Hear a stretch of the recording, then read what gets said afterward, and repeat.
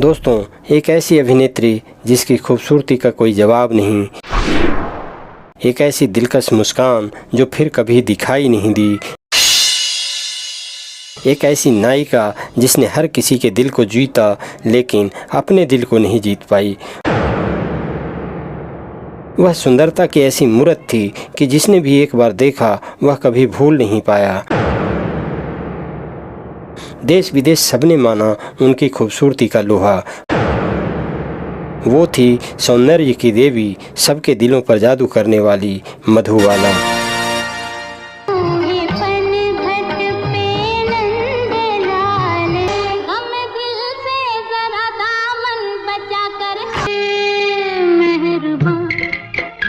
दोस्तों, मधुबाला का जन्म 14 फरवरी सन 1933 यानी वैलेंटाइन डे के दिन हुआ था और शहर था दिलवालों के शहर दिल्ली। इनके बचपन का नाम था मुमताज़ जहां देहलवी। उनके पिता का नाम अताउल्ला खान और माता का नाम आयशा बेगम था। आयशा बेगम दिल्ली से संबंध रखती थी और अताउल्ला खान उस वक्त के ओल्ड पेशावर वैली से। मधुबाला अपने माता पिता की 11 संतानों में से 5वें नंबर पर आती थी। उनके पिता पाकिस्तान के खैबर पख्तून के रहने वाले थे, यानी ओल्ड पेशावर वैली के, जिसे स्वाबी भी कहा जाता है। एक किताब है जिसमें इसका जिक्र भी किया गया है। उस किताब का नाम है स्वाबी की शख्सियत। शुरुआती दौर में उनके पिता एक ऐसी व्यवसायी के पास काम करते थे जिनका मिट्टी के बर्तनों का बिजनेस था और वो बहुत से बेचने वालों के साथ मिलकर रावलपिंडी और पंजाब के शहरों तक पहुंचा करते तथा मिट्टी के बर्तन को बेचा करते। बाद में इनकी नौकरी एक तंबाकू की कंपनी में लग गई जिसका नाम था इंपीरियल टोबैको कंपनी पेशावर। लेकिन कुछ ही दिनों में इनकी वो नौकरी भी छूट गई तो घर चलाना मुश्किल सा होने लगा। आर्थिक समस्याओं के कारण इन्होंने अपना रुख दिल्ली की ओर की और पूरे परिवार को लेकर अताउल्ला खां दिल्ली आ गए और दिल्ली पहुंचकर सबसे पहले अपने परिवार के भरण पोषण के लिए उन्होंने रिक्शा चलाना शुरू किया। उन्हीं दिनों अताउल्ला खान की मुलाकात एक ज्योतिषी से हुई। उन्होंने मधुबाला के बारे में एक भविष्यवाणी कर दी कि तुम्हारी लड़की बहुत ही दौलत और शोहरत पाएगी, देश विदेश में इसका काफ़ी नाम होगा और मुमताज़ जहां देहलवी एक नायाब हीरा है जो इस धरती पर कम ही जन्म लेता है। उस ज्योतिषी की बात सिद्ध हो गई।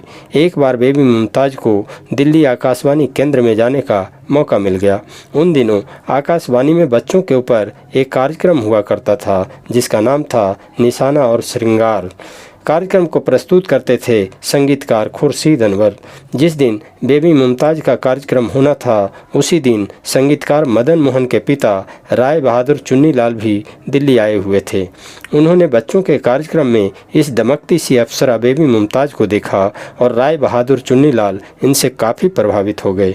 वो उस समय मुंबई टॉकीज के जनरल मैनेजर हुआ करते थे और उन्हीं दिनों मुंबई टॉकीज में फिल्म बसंत की तैयारी चल रही थी जिसमें अभिनेता उल्लास के साथ मुमताज़ शांति नाम की अभिनेत्री लीड रोल में थी और इस बसंत फिल्म के लिए कोई छोटी सी लड़की की तलाश वो कर रहे थे। उन्होंने बेबी मुमताज़ को बहुत पसंद किया और फिर सीधा बॉम्बे टॉकीज की मालकिन देविका रानी से उन्हें मिलवाया। देविका रानी ने जब नन्ही मुमताज़ को देखा तो वह भी इसकी दीवानी हो गई और इस तरह से मुमताज़ यानी मधुबाला को पहली फिल्म मिल गई। वह साल था 1942 और फिल्म का नाम था बसंत। यह फिल्म एक तरीके से इस परिवार के लिए बसंत बनकर आई, क्योंकि जब किसी की आर्थिक स्थिति खराब हो और उसे 150 रुपये महीना उस वक्त मिल जाए तो परिवार खुश होकर झूमना ही था। इस फिल्म में मधुबाला को ऐसी बालिका का रोल मिला जो कि अपने अलग हुए माता पिता को करीब लाने का काम करती है। इस फिल्म का एक गाना तो इतना हिट हुआ कि पूछिए मत। गाने के बोल थे, तेरी छोटी सी मन में छोटी सी दुनिया, और इस गाने को खुद मधुबाला ने गाया था। मधुबाला ने इसी फिल्म में एक और गाना गाया था जिसके बोल थे, हमको है प्यारी हमारी गलियां। गौर करने वाली बात यह भी है कि बसंत उस समय की यानी 1942 की सबसे ज़्यादा कमाई करने वाली भारतीय फिल्म बन गई थी। अब अताउल्लाह खान को लगा कि मुझे दिल्ली से मुंबई की ओर चला जाना चाहिए, सो वह पूरे परिवार को लेकर सीधा माया नगरी मुंबई में आ गए और आते ही भिवंडी में एक छोटी सी जगह पर मधुबाला के पिता और उनका परिवार रहने लग गए। मुंबई में आने के बाद तो अताउल्लाह खान की सारी उम्मीदें नन्ही मधुबाला पर ही आकर टिक गई थी। उस वक्त मधुबाला मात्र 9 साल की थी और पिता अताउल्लाह खान के साथ काम की तलाश में वह अपने नन्हे कदम लिए स्टूडियो दर स्टूडियो चक्कर लगाया करती थी। वह दौर नन्ही मधुबाला के लिए संघर्ष वाले दिन थे। बेबी मधुबाला अपने पिता का हाथ थामे स्टूडियो दर स्टूडियो जाती रही। इस दौरान कई बार भूखों भी रहना पड़ा और कई रात सड़कों पर भी गुजारनी पड़ी। आखिरकार उनकी यह मेहनत एक दिन रंग लाई और रंजीत स्टूडियो के लक्की हीरो मोतीलाल ने इनको एक जगह परिचय करवाया। वहाँ पर नन्ही मधुबाला का मानो इंटरव्यू सा हो गया। इनसे पूछा कि क्या गाना गाना आता है। तब बड़े ही आत्मविश्वास के साथ मधुबाला ने कहा, हाँ आता है। और इस तरह से मधुबाला का गाना शुरू हो गया। एक दिन मधुबाला ने गाते गाते अचानक गाना बंद कर दिया। संगीत साजिंदों को लगा कि शायद यह बच्ची हमारे इंस्ट्रूमेंट को देखकर घबरा गई है, पर मुमताज़ जहान दहलवी दहली नहीं थी। वह तो असल में इसलिए रुक गई थी कि तबले और मुमताज़ की ताल नहीं मिल पा रही थी। तवलची परेशान हो रहा था। तब बेबी मुमताज़ ने डपट कर कह दिया, मैं जैसा गाती हूँ वैसे ही ताल आपको मिलानी पड़ेगी। मैं आपके तबले के हिसाब से अपनी ताल थोड़े ना बदलूँगी। और इसी अंदाज के कारण रंजीत स्टूडियो में उन्हें काम मिल गया और काम भी मिला तो पूरे 300 रुपये महीने की नौकरी पर।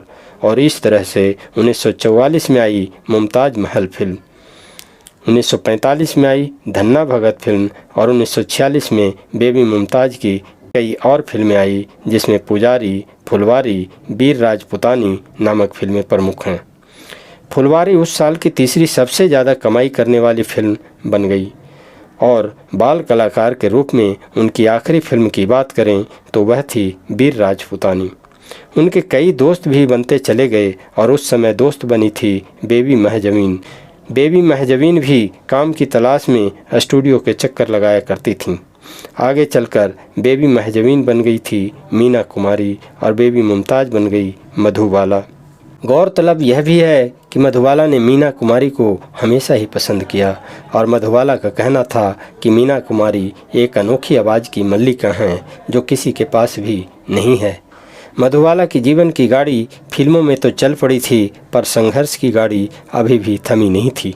साल 1944 में हुआ डॉग पर धमाके वाला हादसा जिसकी वजह से इनका पूरा घर तबाह हो गया, लेकिन गनीमत यह रही कि इनका परिवार वहां किसी लोकल सिनेमा हॉल में फिल्म देखने गया हुआ था। अताउल्लाह खान के जीवन की पटरी थोड़ी संभलने ही वाली थी, लेकिन इतने बड़े हादसे ने उन्हें डगमगा दिया। इतना ही नहीं, मधुबाला ने अपने 5 बहन और भाइयों को भी छोटी उम्र में ही खो दिया। मधुबाला की बहन मधुभूषण ने बताया कि कम उम्र में उनके भाई की मृत्यु हो गई थी। इनके पिता अताउल्लाह खान साहब के पास उस वक्त कफन तक के पैसे नहीं थे। मधुबाला के परिवार की स्थिति और दुखों ने मधुबाला को छोटी उम्र से ही यह एहसास दिला दिया था कि अब तुम बड़ी हो गई हो और अपने परिवार का भरण पोषण अब तुम्हारी ही जिम्मेदारी है। उनके पिता हमेशा से उन्हें रूढ़िवादी सोच के कारण घर में ही रहने की सलाह देते थे, जिस कारण वे स्कूल नहीं जा पाई। लेकिन मधुबाला के पिता ने स्कूल को ही घर पर बुला दिया था। मधुबाला की इच्छा थी कि वह अंग्रेजी सीखें। वैसे तो हिंदी और उर्दू बहुत अच्छे से जानती थी, लेकिन जब इंग्लिश में हाथ तंग लग रहा था तो पिता ने घर पर ही इंग्लिश की क्लास लगवाई। ट्यूशन में ऐसी इंग्लिश सीखी कि इंग्लिश फर्राटेदार बोलने लगी और साथ ही साथ वह इतनी होनहार थी कि मात्र 12 साल की उम्र में आते आते उन्होंने फर्राटेदार गाड़ी चलाना भी सीख लिया था। दोस्तों, गौरतलब यह भी है कि जिम्मेदार और आज्ञाकारी मधुबाला इश्क में भी पड़ चुकी थी। जब वो दिल्ली शहर में थी तभी उन्होंने अपना दिल एक लड़के को दे दिया था और उस लड़के का नाम था लतीफ़। मुंबई रवाना होने से पहले मधुबाला ने उस आशिक को एक लाल गुलाब भेंट किया था। लतीफ़ ने वह गुलाब हमेशा अपने दिल से लगा कर रखा और आगे चलकर लतीफ़ बन गए एक IAS ऑफिसर। मुंबई में फिल्मों में काम मिलता चला गया और वह सौंदर्य की देवी वीनस के नाम से जानी जाने लगी और मधुबाला के पिता ही मधुबाला के मैनेजर बन गए और इस तरह मात्र 14 साल की उम्र में बन गई सिल्वर स्क्रीन पर अभिनेत्री, लीड एक्ट्रेस और नायिका। लेकिन फिल्म में नाम इतना आसान नहीं था। ये उन दिनों की बात है जब एक फिल्म बन रही थी, नीलकमल। इस फिल्म से जुड़ा एक रोचक किस्सा है। ओरिएंटल फिल्म कंपनी अपनी पहली ही फिल्म बना रही थी और उस फिल्म का नाम था नीलकमल। तैयारियां चल रही थी। इस फिल्म में मुख्य भूमिका में थी बेगम पारा, जो दिलीप कुमार के भाई नासिर की पत्नी थी, और कमला चटर्जी, जो उस फिल्म की दूसरी अभिनेत्री थी। और कमला चटर्जी ने गुपचुप से शादी कर ली थी फिल्म निर्देशक केदार शर्मा के साथ। लेकिन फिल्म में काम करने से पहले ही कमला चटर्जी बीमार होने लगी। बीमार भी इतनी हुई कि मौत के कगार तक पहुंच गई। तब उन्होंने केदार शर्मा से वचन लिया था कि अगर नीलकमल में मेरी जगह कोई भूमिका निभाएगा तो वह होनी चाहिए बेबी मुमताज़। इस पर केदार शर्मा ने उन्हें वचन दे दिया। लेकिन रंजीत स्टूडियो के मालिक चंदूलाल शाह को यह बात नागवार गुजरी। चंदूलाल शाह ने उनसे पूछ लिया कि फिल्म में कलाकार कौन कौन हैं। तब इन्होंने कहा, राजकुमार, बेगम पारा और मुमताज़। चंदूलाल शाह को लगा कि यह बात मुमताज़ शांति की हो रही है, लेकिन बाद में जब उन्हें पता चला कि फिल्म में बेबी मुमताज़ को अभिनेत्री के तौर पर लिया जा रहा है और उसकी उम्र सिर्फ 14 साल है, तो वह गुस्से से आग बबूला हो गए और केदार शर्मा पर भड़कते हुए बोले, क्या तुम्हारा दिमाग खराब हो गया है? बच्ची को अभिनेत्री बनाओगे? तुमने मुझे धोखा दिया है। और फिर केदार शर्मा ने कहा, मेरा विश्वास करें, यह छोटी लड़की अच्छे से भूमिका निभा लेगी। पर चंदूलाल ने चीखते हुए कह दिया, भाड़ में जाए तुम्हारा विश्वास और तुम, मुझे मेरे 75,000 रुपये वापस कर दो। तब केदार शर्मा ने अपनी संपत्ति, बीवी के गहने और कीमती सामान गिरवी रखकर 75,000 रुपया चुका दिया और हमेशा के लिए रंजीत स्टूडियो से अलग हो गए।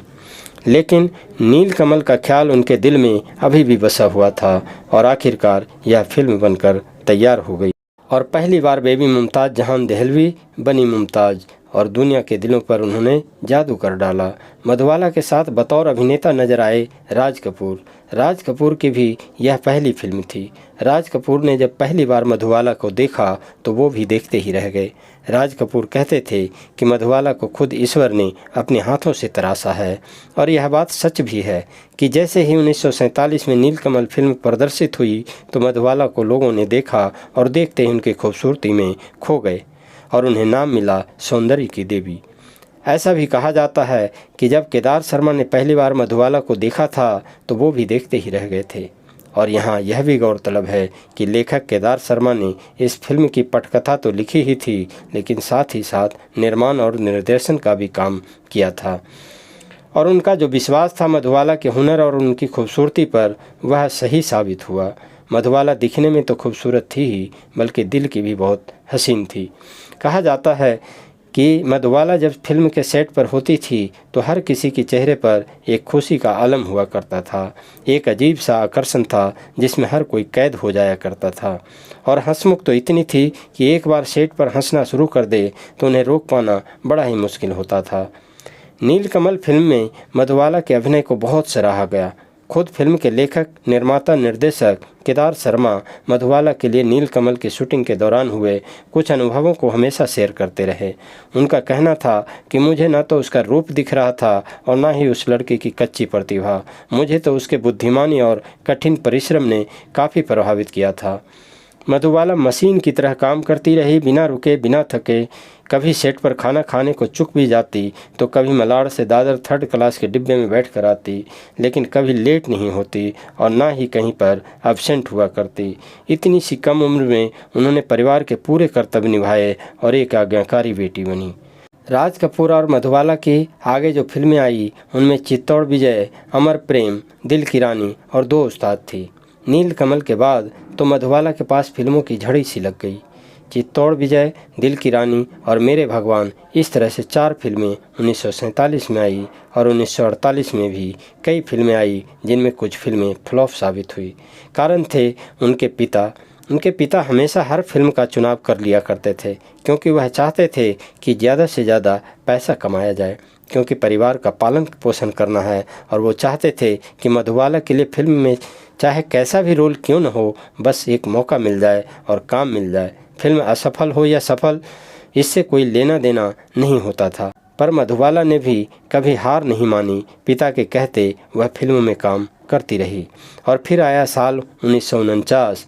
बॉम्बे टॉकीज के बैनर तले बनी फिल्म महल, जिसके निर्माता थे फिल्म अभिनेता और निर्माता अशोक कुमार। और इस फिल्म ने मधुबाला को रातों रात सुपरस्टार बना दिया। महल फिल्म में बनकर आई महलों की रानी। हालांकि इस फिल्म के लिए पहले सुरैया का चुनाव हुआ था, परंतु जब स्क्रीन टेस्ट हुआ तो मधुबाला को ही सिलेक्ट किया निर्देशक कमाल अमरोही ने। और रहस्य रोमांच से भरी पूरा फिल्म सुपर डुपर हिट रही। इसी के साथ बॉलीवुड में हॉरर और सस्पेंस फिल्मों का दौर शुरू हो गया। और 1949 में आई इस फिल्म महल के साथ ही इनका नाम भी बदल दिया गया। ये मुमताज़ से बन गई मधुबाला।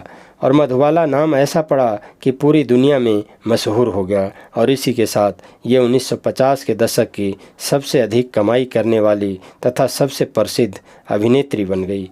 फिल्म की ज़बरदस्त कामयाबी ने मधुबाला को ही नहीं बल्कि निर्देशक कमाल अमरोही और लता मंगेशकर को भी फिल्मों में स्थापित कर दिया।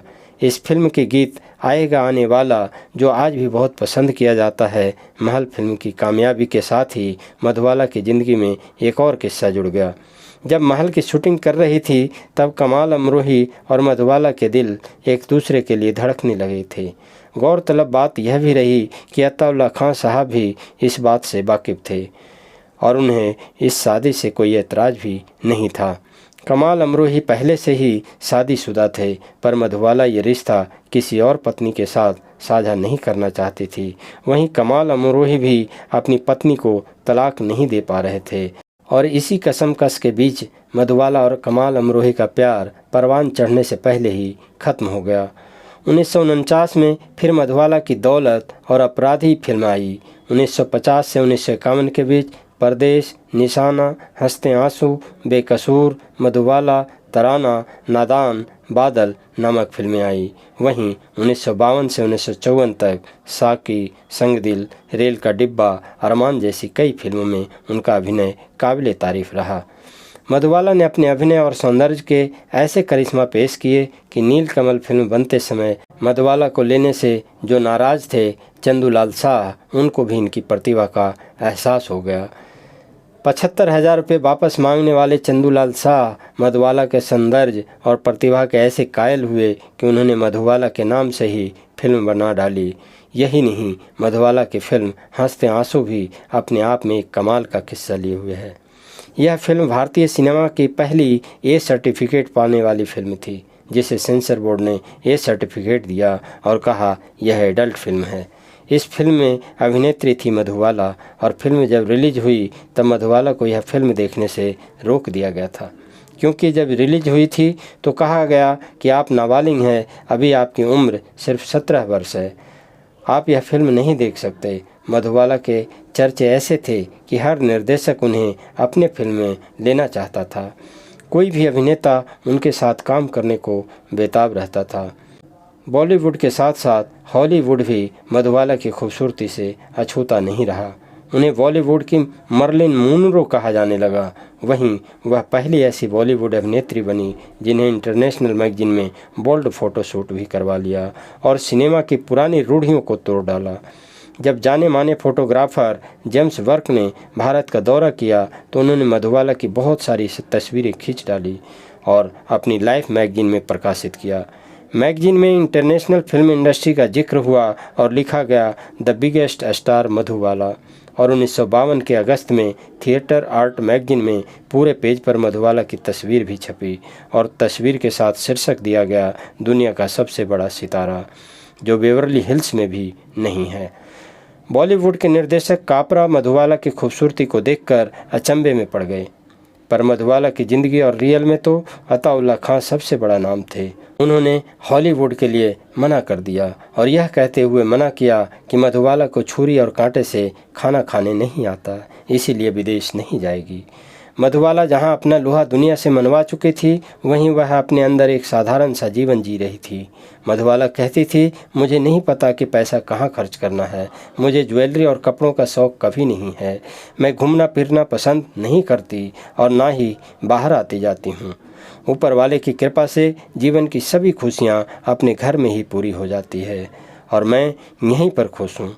मधुबाला का मन भी उनकी खूबसूरती की तरह बिल्कुल पाक था। 1950 में पूर्वी बंगाल के शरणार्थियों के लिए उस वक्त 50,000 रुपये का दान दिया था। 1950 में ही मधुबाला ने फिल्म बादल साइन की थी, जिसमें उनके अभिनेता प्रेमनाथ थे। शूटिंग के दौरान ही दोनों में नज़दीकियां बढ़ने लगी। उस समय मधुबाला का करियर टॉप पर था। उन्होंने प्रेमनाथ से दिल से प्यार किया था और प्रेमनाथ का भी मधुबाला पर अगाध प्रेम था। यह प्रेम इतना गहरा हो गया था कि प्रेमनाथ को निर्देशक अगर किसी फिल्म में लेना चाहते तो बस एकमात्र सिफारिश चाहिए होती थी और प्रेमनाथ वो फिल्म कर लेते थे। यह उनका प्रेम विश्वास था और यह दोनों शादी भी करना चाहते थे, पर धर्म अलग अलग होने से ऐसा नहीं हो पाया। लेकिन आगे चलकर प्रेमनाथ ने उस समय की मशहूर अभिनेत्री वीना रॉय से शादी कर ली थी। इस बात से मधुबाला को गहरा सदमा लगा और सदमे में वह प्रेमनाथ को कह बैठी कि मेरे प्यार को तुम उपेक्षा करके प्रेम विवाह कर रहे हो, तुम्हारा यह विवाह कभी सफल नहीं होगा। और हुआ भी यही। प्रेमनाथ और वीना रॉय की कभी पटरी नहीं बैठी और प्रेमनाथ भी मधुबाला को बहुत याद करते रहे। वे बहुत शराब पीने लगे और जब मधुबाला को यह पता चला कि प्रेमनाथ शराब पीने लगे हैं, तब दिल की खूबसूरत मधुबाला ने कह दिया, प्रेम, आज के बाद तुमने अगर शराब पी तो समझो मेरा खून पियोगे। इसके बाद प्रेमनाथ ने 14 साल तक शराब को कभी हाथ नहीं लगाया। फिल्म बादल से प्रेमनाथ उनकी ज़िंदगी में आए और फिल्म साकी वह फिल्म थी जिससे वह लौट गए और उनका यह रिश्ता सिर्फ 6 महीने ही चल पाया। लेकिन यहाँ यह भी सच है कि ज़िंदगी किसी के लिए रुकती नहीं है। 17 साल की मधुबाला का दिल तो टूट गया था, पर उन्होंने कभी हार नहीं मानी। एक नई सुबह के साथ उन्होंने नई ज़िंदगी की फिर से शुरुआत की और अपनी फिल्मों की शूटिंग में व्यस्त हो गई। मधुबाला की खूबसूरती के लिए कहा जाता है कि वह इस कदर खूबसूरत थी कि शब्दों में बयां कर पाना मुश्किल है। कहने वाले तो यह भी कहते हैं कि उस समय के कैमरों से मधुबाला की खूबसूरती का सिर्फ 2% हिस्सा ही हम देख पाते थे। असली खूबसूरती का 98% वह कैमरा दिखा ही नहीं पाता था। मधुबाला उस वक्त लोगों के लिए बहुत बड़ा आकर्षण थी। शूटिंग के वक्त लोग फाटक तक में अपने आप को फंसाने के लिए तैयार हो जाते थे, बस एक झलक मधुबाला की दिख जाए। बॉडीगार्ड रखने का फैशन भी मधुबाला ने ही चलाया था और सबसे पहले उन्हीं के लिए बॉडीगार्ड रखे गए थे। एक वक्त ऐसा आया जब एक फिल्म की शूटिंग के दौरान बाला साहब ठाकरे ने मधुबाला को देखा तो वो भी देखते ही रह गए और उनके मुंह से भी यही निकला, खूबसूरती इतनी भी ज़्यादा हो सकती है क्या। और ऐसा ही कुछ शम्मी कपूर के साथ भी हुआ। उन्होंने फिल्म रेल का डिब्बा में मधुबाला के साथ काम किया था और जब शूटिंग शुरू हुई तो मधुबाला को देखकर वे डायलॉग भूल जाते थे। मधुबाला को यह बात पता थी और वह बड़ी ही सादगी के साथ शम्मी कपूर की मदद किया करती थी, पर शम्मी कपूर उनके तरफ ज़्यादा आकर्षित हुए जा रहे थे और उन्हें एक तरफा प्यार करने लगे थे। इतना ही नहीं, शम्मी कपूर ने अपनी biography Shammi Kapoor the game changer में लिखा है, मैं जानता था कि मधुबाला किसी और के प्यार में हैं, लेकिन उसके बाद भी मैं उसे स्वीकार करना चाहता था। मैं उनसे पागलों की तरह प्यार करने लगा था। इसके लिए किसी को दोष नहीं दिया जा सकता, क्योंकि मैंने उनसे खूबसूरत औरत कभी देखा ही नहीं था। मधुबाला अभिनय के लिए इतनी समर्पित थी कि जब 1954 में मशहूर फिल्मकार विमल राय विराज बहू बनाने की योजना बना रहे थे तो मधुबाला को इस फिल्म में लेना चाहते थे, लेकिन मधुबाला की हाई प्राइस रेट को देखकर उन्होंने अपना यह ख्याल दिल से निकाल दिया था और उसी समय के स्ट्रगलिंग एक्ट्रेस कामिनी कौशल को फिल्म में साइन कर लिया। जब यह बात मधुबाला को पता चली तो इन्होंने फिल्म के निर्माता निर्देशक को कहा, मैं आपके फिल्म में साइनिंग अमाउंट सिर्फ 1 रुपये लेकर भी इस फिल्म में काम करने को तैयार हो सकती हूँ। लेकिन इसमें मधुबाला ने काम नहीं किया था। मधुबाला को निर्देशक और अभिनेता ही पसंद नहीं करते थे, बल्कि गीत लिखने वाले और गीत गाने वाले भी उनके दीवाने थे। उनके दीवानों में आशा भोसले, लता मंगेशकर का भी नाम आता है। मधुबाला पर फिल्माए गए ज़्यादातर गाने इन्हीं लोगों ने गाए हैं। मधुबाला का एक और दिलचस्प किस्सा है फिल्म साकी का। उस फिल्म के दौरान इनको डांस सिखा रहे थे नृत्य सम्राट गोपी कृष्ण। वे एक बहुत ऊंचे दर्जे के ब्राह्मण थे, लेकिन वह भी मधुबाला के हुस्न के चपेट में आए बिना नहीं रह पाए।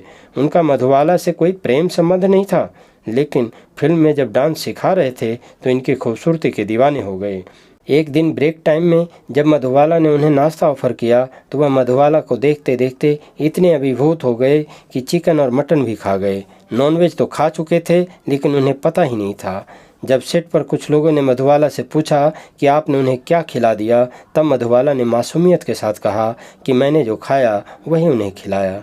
तब नॉनवेज का गोपी कृष्ण को पता चला तो वे बेचैन हो उठे और मधुबाला को यह सोचकर बहुत रोना आने लगा। वह कहने लगी कि मैंने जानबूझकर ऐसा नहीं किया। मधुबाला बहुत ही नरम दिल की अदाकारा रही हैं। मधुबाला के बारे में एक बात यह भी मशहूर है कि वह अपने वक्त की बड़ी पाबंद थी। वह कभी भी सेट पर लेट नहीं हुआ करती थी। अगर शूटिंग शुरू होने में थोड़ी देर रहती तो सेट पर ही इधर उधर घुमा करती, और अगर कोई उनसे कहता कि मैडम आप जाकर कमरे में आराम कर लीजिए, तब वह कहती थी क्या मेरा आदत बिगाड़नी है, मैं तो ऐसी ही हूँ और ऐसी ही रहूँगी। स्वाभिमान की ऐसी खरी थी मधुबाला। एक बार फोटोग्राफर धर्म चोपड़ा ने 12 फोटो खींचकर मधुबाला को गिफ्ट की। तब मधुबाला ने मुफ्त में लेने से इनकार कर दिया। उनसे पूछा कि इसकी कीमत बताइए। धर्म चोपड़ा ने मजाक में कह दिया कि देना ही है तो हर एक फ़ोटो के 100 रुपये देने होंगे। मजाक पूरा भी नहीं हुआ था कि मधुबाला ने उन्हें 1200 रुपये पकड़ा दिए। यह थी मधुबाला की खासियत। गौरतलब यह भी है कि मधुबाला को जानवरों से बड़ा लगाव था। वे कुत्ते को पालने की बड़ा शौकीन थी। उन्होंने अपने घर में 18 कुत्ते पाल रखे थे। साल था 1954 और फिल्म की शूटिंग चल रही थी। फिल्म का नाम था बहुत दिनों। इस फिल्म की शूटिंग के दौरान ही मधुबाला को खून की उल्टी हो गई, जिसकी खबर आग की तरह पूरी फिल्म इंडस्ट्री में फैल गई। हालांकि मधुबाला के बेहतरीन अदाकारी और काम के प्रति लगन ने लोगों के हर सवाल का जवाब बिना कुछ कहे ही दे दिया था। वह अपनी लगन से बिना कुछ कहे अपना काम करती रहीं, लेकिन इसके बाद उन्हें बॉक्स ऑफिस पॉइजन का लेवल मिल गया। इसके साथ ही उनकी बीमारी बढ़ती रही। 1955 की फिल्म मिस्टर और मिसेज 55 में तो कमाल ही कर दिया। यह फिल्म गुरुदत्त के साथ की ऐसी फिल्म थी जो आज भी यादगार है। उनका अभिनय इतना कमाल का रहा कि लोग देखते ही रह गए। आगे चलकर मधुबाला निर्माता भी बन गई। उन्होंने 3 फिल्मों का निर्माण किया और वो थी नाता जो 1955 में आई, 1960 में फिल्म महलों की ख्वाब और 1962 में फिल्म पठान आई। आगे चलकर लाखों दिलों की मुस्कान, अपनी ज़िंदगी में कई आयामों को हासिल करने वाली मधुबाला किसी और की शर्मीली मुस्कान में भी गिरफ्त हो गई, और वह मुस्कान थी दिलीप कुमार की। सुनहरे पर्दे पर ऐसी जोड़ी जिन्होंने पर्दे पर सलीम और अनारकली के किरदार को जीवंत किया था। इन दोनों ने ऐसा किरदार निभाया कि कहीं भी अगर जन्नत में सलीम और अनारकली होंगे तो वह भी हैरान हो गए होंगे उनके अभिनय की प्रतिभा को देखकर। अब बात फिल्म तराना की करते हैं। उसी फिल्म के सेट पर दिलीप कुमार और मधुबाला की पहली मुलाकात हुई थी। शूटिंग के सिलसिले शुरू हुए और मिलना जुलना बातें करना शुरू हुआ। मधुबाला को पता भी नहीं था कि कब वह दिलीप कुमार की शर्मीली मुस्कान की गिरफ्त में आ चुकी हैं। इश्क में गिरफ्तार मधुबाला ने गुलाब का एक फूल एक दिन दिलीप कुमार को भिजवा दिया और साथ ही लिख दिया कि अगर आपको मुझसे मोहब्बत हो, इकरार हो तो इन गुलाबों को कबूल फरमाइएगा। इसके बाद दिलीप कुमार ने भी अपनी शर्मीली मुस्कान में इश्क की रजामंदी दे दी। दिलीप कुमार अपनी फिल्म की शूटिंग छोड़कर अक्सर मधुबाला की शूटिंग में पहुंच जाते थे। बॉलीवुड की गलियों में इनके प्रेम की हवाएं चलने लगी थी। सब कुछ सही चल रहा था, लेकिन किस्मत को कुछ और ही मंजूर था। दोस्तों, मुगले आजम भले ही रिलीज हुई 1960 में, लेकिन उसकी शूटिंग 1950 के दशक से ही शुरू हो चुकी थी। मधुबाला की बहन मधुभूषण के मुताबिक मधुबाला और दिलीप कुमार की सगाई भी हो चुकी थी। दिलीप कुमार की बड़ी बहन सकीना आपा मधुबाला के घर रस्मी तौर पर चुनरी लेकर पहुंची थी, पर एक दिन सब सही होते होते बात बिगड़ गई। हुआ यूं कि सन 1956 में निर्माता निर्देशक B.R. चोपड़ा ने अपनी फिल्म नया दौर की प्लानिंग की थी। फिल्म की सारी तैयारियां हो चुकी थी। दिलीप कुमार के साथ मधुबाला को भी कास्ट किया गया था। शुरुआत बहुत अच्छी साबित हुई। फिल्म शूट होना भी शुरू हो गई। 10 दिनों तक शूटिंग मज़े मज़े में हो गई। फिर बात आई आउटडोर शूटिंग की, जो होनी थी भोपाल के पास बुधनी कस्बे में। जहां पर 2 महीने चलनी थी यह शूटिंग। लेकिन बी.आर. चोपड़ा की आउटडोर शूटिंग से अताउल्लाह खान सहमत नहीं थे। उन्होंने कहा कि शूटिंग तो मुंबई में भी की जा सकती है। गुस्से में आकर चोपड़ा साहब ने मधुबाला की जगह वैजयंती माला को फिल्म में साइन कर लिया और मधुबाला को फिल्म से निकाल दिया। दिलीप कुमार इस पूरे मामले में बी.आर. चोपड़ा साहब के साथ खड़े नजर आए, क्योंकि दिलीप कुमार को भी लगता था कि अताउल्लाह खान अपनी जिद की वजह से मधुबाला को बाहर जाने की इजाज़त नहीं दे रहे हैं, और यह बात भी जग जाहिर थी कि मधुबाला को कभी किसी सार्वजनिक कार्यों में, किसी भी फिल्म के प्रीमियर में भाग लेने की इजाज़त नहीं दे रखी थी। अताउल्लाह खान मधुबाला के सेट पर हमेशा मौजूद रहा करते थे और यही बात दिलीप कुमार को पसंद नहीं आती थी। शायद इसी वजह से दिलीप कुमार बी.आर. चोपड़ा के साथ खड़े हो गए। वहीं मधुबाला के परिवार वालों का कहना था कि मधुबाला बीमार रहने लगी थी दिल में छेद होने की वजह से। इस बात को दुनिया के अलावा फिल्म इंडस्ट्री से भी छुपाया हुआ था। आउटडोर में जाने से मधुबाला की तबीयत बिगड़ सकती थी, इसीलिए अताउल्लाह खान ने मना किया था, पर बात इतनी आसानी से ख़त्म नहीं हुई। चोपड़ा साहब ने वैजयंती माला को लेकर फिल्म का ऐलान एक अखबारी इश्तिहार के जरिए कर दिया और इस इश्तिहार में मधुबाला पर एक कट का निशान लगा दिया और उनकी जगह वैजयंती माला की फ़ोटो छपवा दी। अताउल्लाह खान ने जब यह देखा तो उनका खून खौल उठा और वह इस इश्तिहार को देखकर जवाब में उन्हें इश्तिहार दे दिया, जिसमें मधुबाला के तमाम फिल्मों के नाम देकर आखिर में नया दौर पर वैसा ही कट का निशान लगा दिया। और इतना ही नहीं, खान साहब ने अदालत में फिल्म की शूटिंग पर रोक लगाने के लिए केस भी दायर कर दिया। उधर बी.आर. चोपड़ा ने साइनिंग अमाउंट के तौर पर 30,000 रुपये की वापसी के लिए भी केस लगा दिया उल्टा मधुबाला के ऊपर। और बात जब कोर्ट में पहुंची तो दिलीप कुमार ने बी.आर. चोपड़ा का साथ दिया।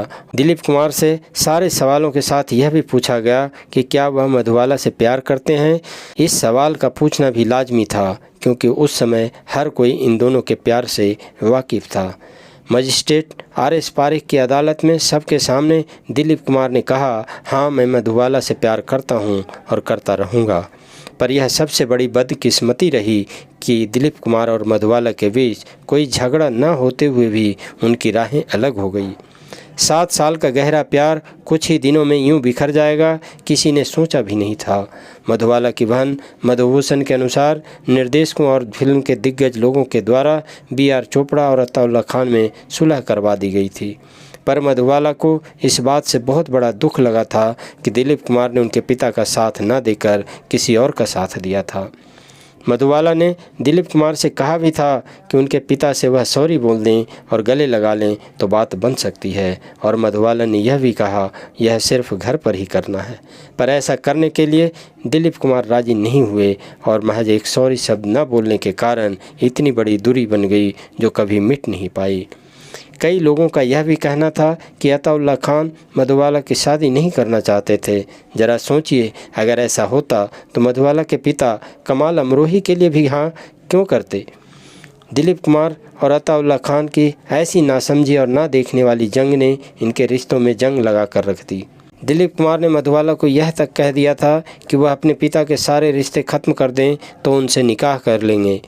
दिलीप कुमार का यह भी कहना था कि अताउल्लाह खान ने खुद की एक फिल्म कंपनी बना ली थी और वह इन दोनों की शादी भी करवाना चाहते थे, और साथ ही यह भी चाहते थे कि वह दोनों सिर्फ उनकी फिल्म कंपनी में ही काम करें। पर दिलीप कुमार को यह सौदा पसंद नहीं था। मधुबाला के लिए दिलीप कुमार ने कहा था कि वह एक आज्ञाकारी बेटी है, बहुत फेम है, बहुत सक्सेस है, बहुत पैसा है, पर इसके बावजूद वह अपने पिता के अंडर में काम करती है।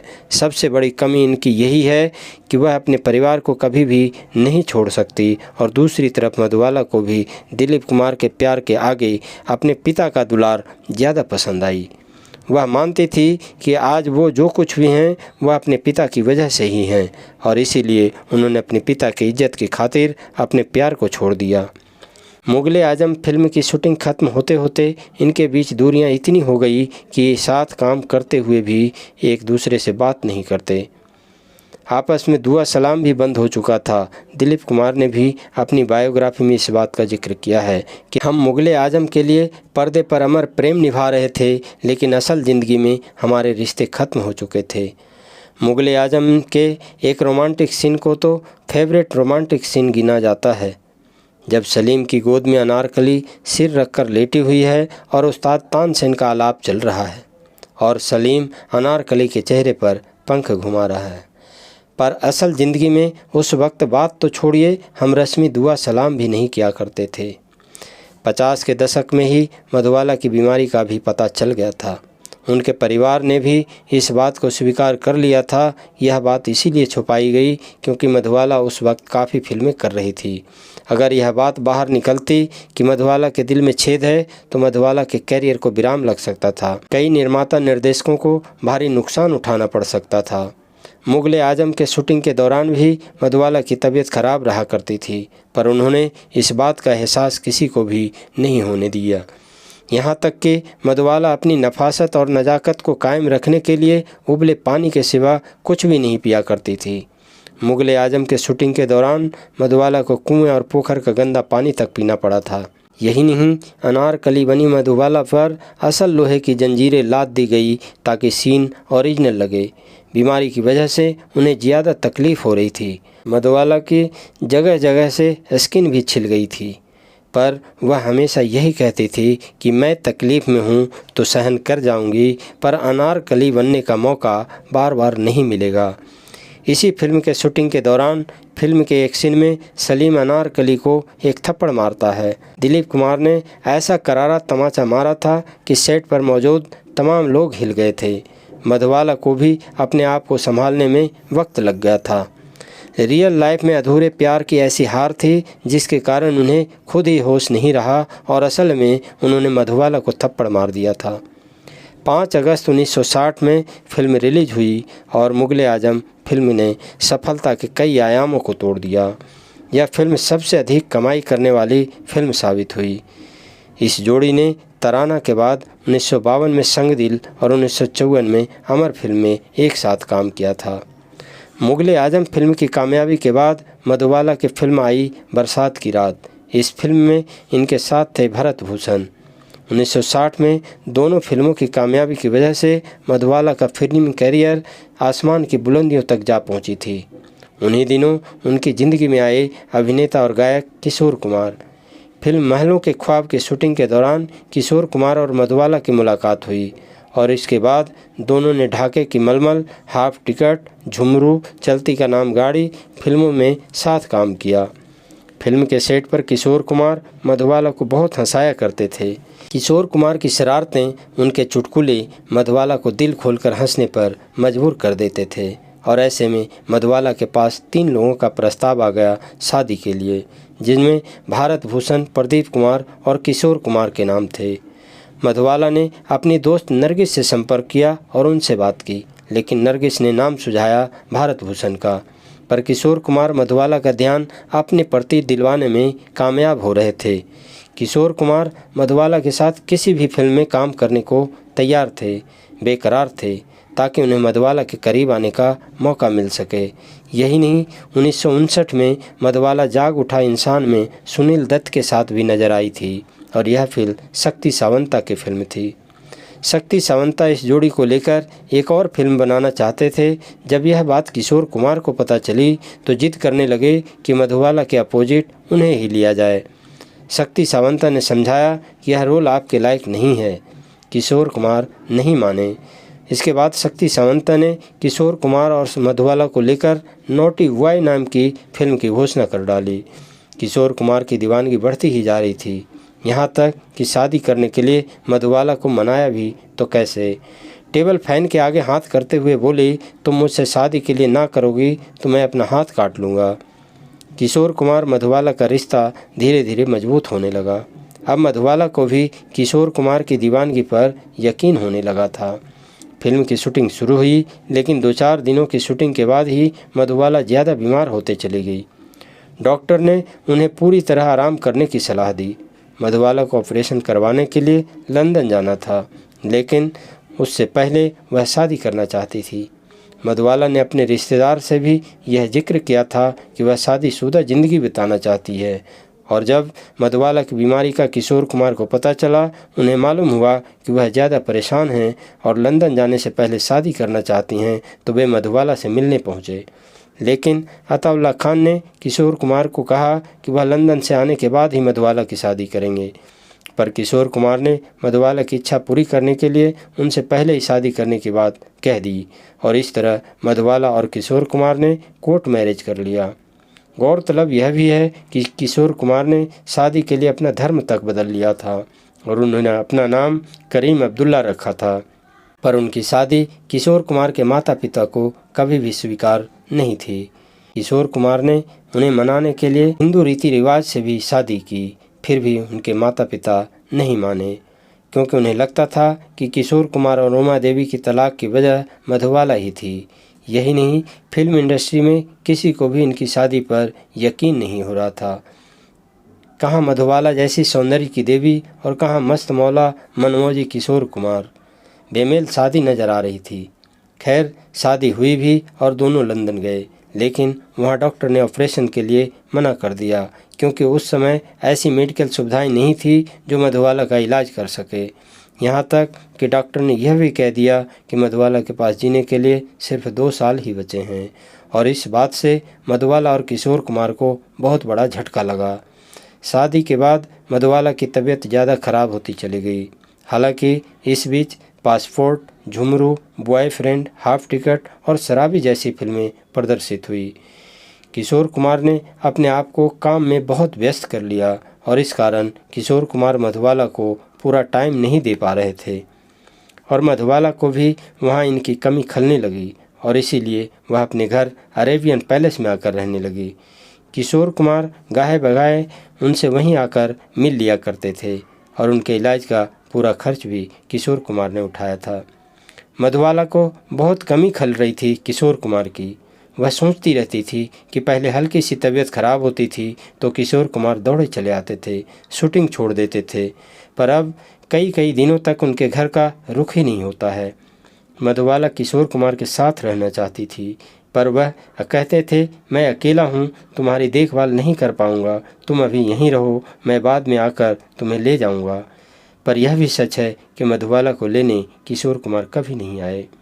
जिंदगी चलती रही और कभी हार न मानने वाली मधुबाला भी नहीं रुकी। 1966 में मधुबाला एक बार फिर से फिल्म इंडस्ट्री की तरफ रुख कर लिया और फिल्म चालाक की शूटिंग करना शुरू कर दिया, लेकिन मधुबाला शूटिंग के पहले ही दिन बेहोश हो गई और बाद में इस फिल्म को ही बंद करना पड़ा। तब भी उन्होंने हार नहीं मानी। उन्होंने सोचा, एक अभिनेत्री के तौर पर मेरा करियर ख़त्म हो चुका है, लेकिन अब मैं फिल्मों का निर्देशन करूंगी। उन्होंने 2 फिल्मों का निर्देशन करना शुरू कर दिया। पहली फिल्म थी फ़र्ज और दूसरी इश्क, लेकिन बिगड़ते स्वास्थ्य की वजह से यह दोनों ही फिल्में पूरी नहीं कर पाई। मधुबाला अब पूरी तरह से बिस्तर पर आ चुकी थी। उनकी बहन मधुभूषण बताती हैं कि उनकी बीमारी के कारण उनके शरीर में खून ज़्यादा बनता था और इस वजह से मधुबाला के नाक और मुंह से खून बाहर निकलने लगता था। डॉक्टर उनके बॉडी में से एक्स्ट्रा खून निकालने आया करते थे। धीरे धीरे मधुबाला बहुत कमज़ोर होती चली गई। ऐसा लगने लगा कि अब शरीर में सिर्फ हड्डियां और खाल ही बची है। एक दिन शक्ति सावंता उनसे मिलने आए तो उन्होंने देखा कि मधुबाला मेकअप करवा कर बैठी थी। शक्ति सावंता ने पूछा कि मधु, तुम्हें मेकअप की ज़रूरत कब से होने लगी? तब मधुबाला ने दुखी आवाज़ में कहा, शक्ति, आपने मुझे अपने जीवन में सबसे खूबसूरत रूप में देखा है, तो क्या आप देख सकते हैं कि अब मैं कैसी लगने लगी हूँ? शक्ति सावंता की आंखें बरसने लगी और वो उठकर बाहर चले गए। सौंदर्य की देवी को इतनी कुंठा और अवसाद में वह देख ही नहीं पाए। वह ऐसी अमीर दिल की मधुबाला के लिए सिर्फ दुआ ही कर सकते थे, क्योंकि एक वक्त में जब शक्ति सावंता आर्थिक संकट से गुजर रहे थे, तब मधुबाला ने फिल्म हावड़ा ब्रिज के लिए उनसे 1 पैसा भी नहीं लिया था। धीरे धीरे मौत के फरिश्ते उनके घर पर दस्तक देने आने लगे, जिसकी आहट अब मधुबाला के साथ साथ सबको सुनाई देने लगी थी। मधुबाला जहां अपनी बीमारी में धंसती चली जा रही थी, वहीं वह अपने बिगड़ते रूप से भी बहुत ज़्यादा दुखी रहने लगी थी। मधुबाला, जिसका मतलब ही खूबसूरती था, अब खुद को आईने में देखकर डरने लगी थी। जिंदगी के आखिरी साल उन्होंने बिस्तर पर सोते सोते गुजार दी। उसी समय उन्होंने अपने कुछ सोए हुए अरमान को भी जगा दिया और उन्होंने दिलीप कुमार को मिलने के लिए बुलाया। इस मुलाकात का जिक्र करते हुए दिलीप कुमार ने कहा है कि वह मरना नहीं चाहती थी, मुझे बहुत अफसोस हुआ जब उन्होंने मुझसे पूछा कि जब वह ठीक हो जाएगी तो क्या मैं उसके साथ फिल्मों में काम करूंगी। मैंने उनसे कहा, तुम ज़रूर ठीक हो जाओगी, तुम तो ठीक ही हो। मैंने यकीन दिलाया और वायदा किया कि हाँ, मैं तुम्हारे साथ फिल्म ज़रूर करूँगा, लेकिन यह वायदा कभी पूरा नहीं हो सका। दिलीप कुमार को देखकर बहुत दिनों बाद मधुबाला के चेहरे पर एक हल्की सी मुस्कान आई थी और उन्होंने दिलीप कुमार को कहा था कि हमारे शहजादे को आखिर शहजादी मिल ही गई। तुम्हारे लिए बहुत खुश हूँ। मधुबाला की हालत इतनी ख़राब हुई जा रही थी कि उनका सांस लेना भी दूभर होने लगा था। उन्हें हर 4 घंटे में ऑक्सीजन देनी पड़ती थी। मधुबाला आखिरी समय में अपनी बहन से कहा करती थी, जब काम की समझ आई तो ऊपर वाले ने कहा बस। उस दिन शुक्रवार का दिन था और तारीख थी 21 फरवरी 1969। तबीयत ज़्यादा बिगड़ गई तब किशोर कुमार वहां रुकने के लिए आ गए, पर मधुबाला ने कहा, रुक सको तो रुक जाओ, पर काम का हर्ज मत करना, ज़रूरी हो तो चले जाना। किशोर कुमार उस रात वहीं रुक गए, पर अगले दिन जब उन्हें तबीयत ठीक लगी तो वहाँ से रवाना हो गए।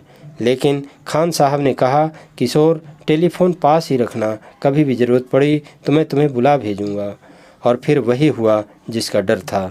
22 फरवरी शनिवार के दिन आधी रात को तबीयत ज़्यादा खराब हुई तो किशोर कुमार को वापस बांद्रा आना पड़ा। खान साहब खुदा को याद कर रहे थे, तब ऐसे में मधुबाला ने कह दिया कि मुझे शांति से मरने दीजिए। और फिर 15 मिनट बाद 9:20 का वक्त था, 23 फरवरी 1969 की वह तारीख जिस दिन मधुबाला, करोड़ों दिलों की धड़कन, हिंदुस्तान की मर्लिन मुनरो, अपनी खूबसूरती और दिलकश अदाओं से हर दिल में खास पहचान बनाने वाली सौंदर्य की देवी, भोर का तारा वीनस हमेशा के लिए अस्त हो गई और मधुबाला इस दुनिया को अलविदा कह गई। जिस वक्त मधुबाला ने इस दुनिया को अलविदा कहा, उस वक्त दिलीप कुमार मद्रास में अपनी फिल्म गोपी की शूटिंग कर रहे थे। लेकिन जब तक दिलीप कुमार शूटिंग से मधुबाला के घर तक पहुंचते, तब तक सांता क्रूज मुंबई के जुहू मुस्लिम सिमेट्री में दफना दिया गया था। वह उनकी आखिरी झलक भी नहीं देख पाए। सीधे कब्रिस्तान गए और मधुबाला के कब्र के पास खड़े होकर दुआ करते रहे।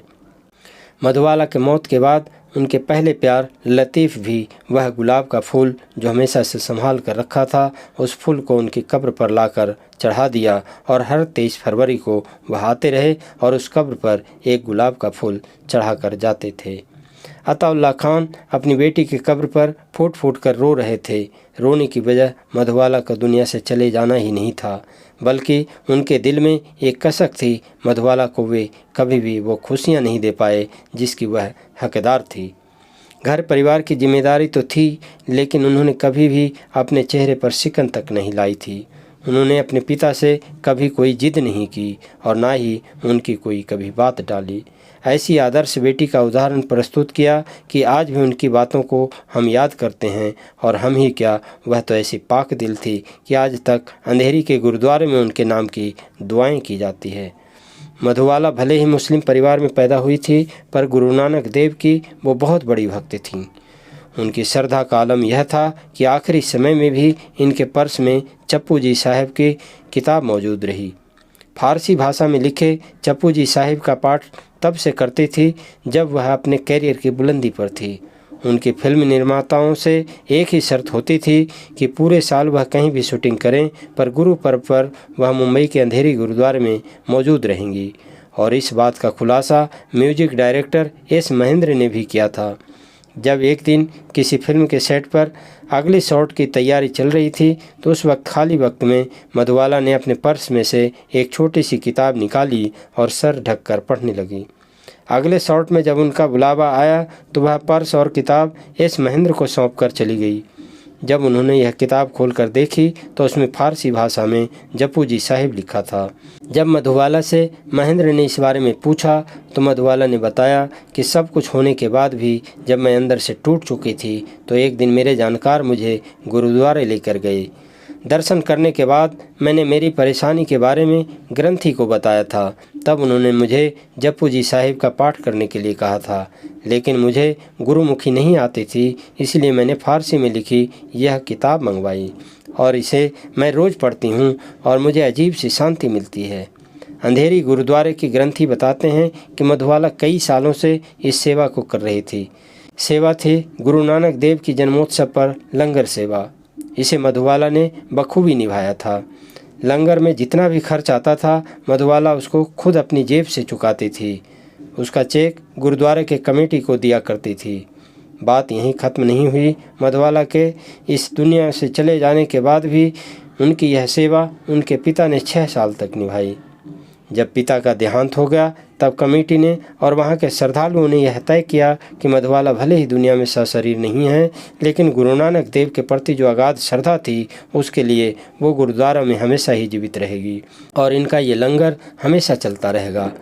लिहाजा आज भी हर साल गुरु नानक देव की अरदास में यह बोला जाता है कि सच्चे बादशाह आपकी बच्ची मधुबाला की तरफ से लंगर प्रसाद की सेवा हाजिर है, उसको अपने चरणों से जोड़े रखना।